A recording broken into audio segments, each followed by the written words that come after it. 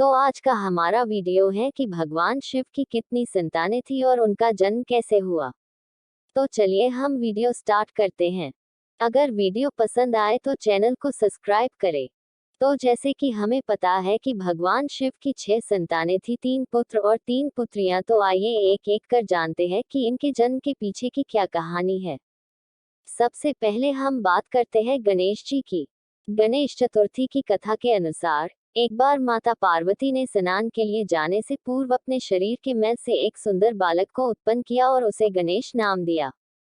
पार्वती जी ने उस बालक को आदेश दिया कि वह किसी को भी अंदर न आने दे। ऐसा कहकर पार्वती जी अंदर नहाने चली गई। जब भगवान शिव वहां आए तो बालक ने उन्हें अंदर आने से रोका और बोले, अंदर मेरी मां नहा रही है, आप अंदर नहीं जा सकते। शिवजी ने गणेश जी को बहुत समझाया कि पार्वती मेरी पत्नी है, पर गणेश जी नहीं माने। तब शिवजी को बहुत गुस्सा आया और उन्होंने गणेश जी की गर्दन अपने त्रिशूल से काट दी और अंदर चले गए। जब पार्वती जी ने शिवजी को अंदर देखा तो बोली कि आप अंदर कैसे आ गए, मैं तो बाहर गणेश को बिठाकर आई थी। तब शिवजी ने कहा कि मैंने उसको मार दिया। तब पार्वती जी रौद्र रूप धारण कर लिया और कहा कि जब आप मेरे पुत्र को वापस जीवित करेंगे तभी मैं यहाँ से चलूंगी, अन्यथा नहीं। शिवजी ने पार्वती जी को मनाने की बहुत कोशिश की पर पार्वती जी नहीं मानी। सारे देवता एकत्रित हो गए, सभी ने पार्वती जी को मनाया पर वे नहीं मानी। तब शिवजी ने विष्णु भगवान से कहा कि किसी ऐसे बच्चे का सिर लेकर आए जिसकी मां अपने बच्चे की तरफ पीठ करके सो रही हो। विष्णु जी ने तुरंत गरुड़ जी को आदेश दिया कि ऐसे बच्चे की खोज करके तुरंत उसकी गर्दन लाई जाए। गरुड़ जी के बहुत खोजने पर एक हथिनी ही ऐसी मिली जो कि अपने बच्चे की तरफ पीठ करके सो रही थी। गरुड़ जी ने तुरंत उस बच्चे का सिर लिया और शिवजी के पास आ गए। शिवजी ने वह सिर गणेश जी के लगाया और गणेश जी को जीवदान दिया। साथ ही यह वरदान भी दिया कि आज से कहीं भी कोई भी पूजा होगी उसमें गणेश जी की पूजा सर्वप्रथम होगी।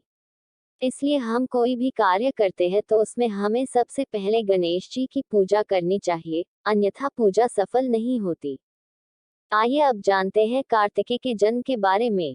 कथाओं के अनुसार सती की मृत्यु के बाद भगवान शिव कठोर तपस्या पर बैठ गए थे, तब तारकासुर नामक राक्षस का अत्याचार बढ़ गया था।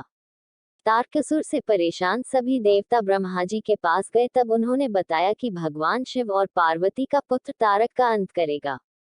इसके बाद पार्वती का विवाह हुआ और इस प्रकार कार्तिकेय का जन्म होता है और राक्षस का अंत। शिव जी के तीसरे पुत्र अयप्पा। धार्मिक कथा के मुताबिक समुद्र मंथन के दौरान भोलेनाथ भगवान विष्णु के मोहिनी रूप पर मोहित हो गए थे और इसी के प्रभाव से एक बच्चे का जन्म हुआ जिसे उन्होंने पंपा नदी के तट पर छोड़ दिया। इस दौरान राजा राजशेखरा ने उन्हें 12 सालों तक पाला। बाद में अपनी माता के लिए शेरनी का दूध लाने जंगल गए अयप्पा ने राक्षसी महिषी का भी वध किया। आइए अब बात करते हैं शिव जी की पुत्रियों की। सबसे पहले अशोक सुंदरी के बारे में जानते हैं। पद्म पुराण अनुसार अशोक सुंदरी देवकन्या हैं। दरअसल माता पार्वती के अकेलेपन को दूर करने हेतु कल्पवृक्ष नामक पेड़ के द्वारा ही अशोक सुंदरी की रचना हुई थी।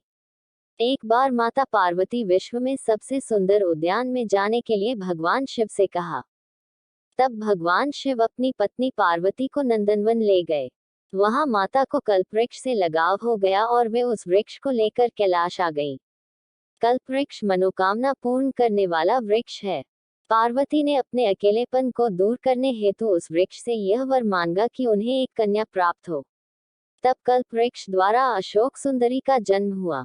माता पार्वती ने उस कन्या को वरदान दिया कि उसका विवाह देवराज इंद्र जैसे शक्तिशाली युवक से होगा।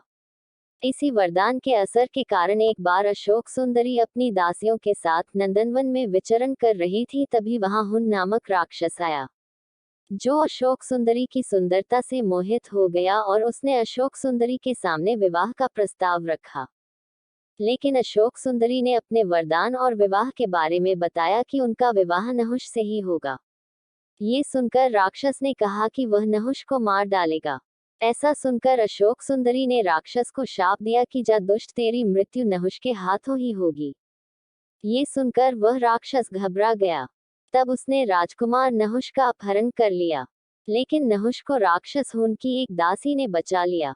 इस तरह महर्षि वशिष्ठ के आश्रम में नहुष बड़े हुए और उन्होंने हुन का वध किया। इसके बाद नहुष तथा अशोक सुंदरी का विवाह हुआ। अब बात करते हैं ज्योति यानी मां ज्वाला की। ज्योति के जन्म से जुड़ी दो कहानियां बताई जाती हैं। पहली के अनुसार ज्योति का जन्म शिव जी के तेज से हुआ था और वह उनके प्रभामंडल का स्वरूप है। दूसरी मान्यता के अनुसार ज्योति का जन्म पार्वती के माथे से निकले तेज से हुआ था। देवी ज्योति का दूसरा नाम ज्वालामुखी भी है और तमिलनाडु कई मंदिरों में उनकी पूजा होती है। अब बात करते हैं मनसा देवी की।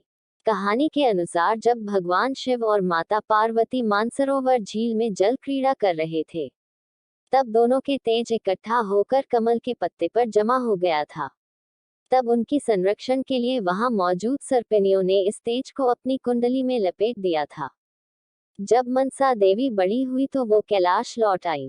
मनसा देवी जब भगवान शिव शंकर और माता पार्वती के पास कैलाश पहुंची तो उन्हें आता देख महादेव जी के गले में लटके नागराज वासुकी ने भगवान शंकर से प्रार्थना करते हुए कहा, हे प्रभु, मनसा देवी को नागलोक भेज दिया जाए, क्योंकि विश्व के प्रमुख अष्टनागों की कोई बहन नहीं है।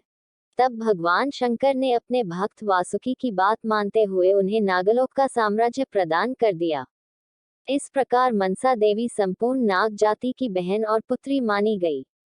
इस कारण से उन्हें संपूर्ण नाग जाति के अधीन माना जाता है।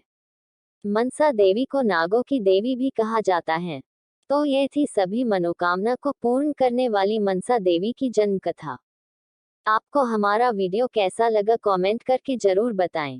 अगर आपको इसी तरह की वीडियोस देखना पसंद है तो हमारे चैनल को सब्सक्राइब करें, वीडियो को सबसे पहले देखने के लिए बेल आइकन को प्रेस करें, वीडियो को लाइक करें और वीडियो को thank you for watching, bye.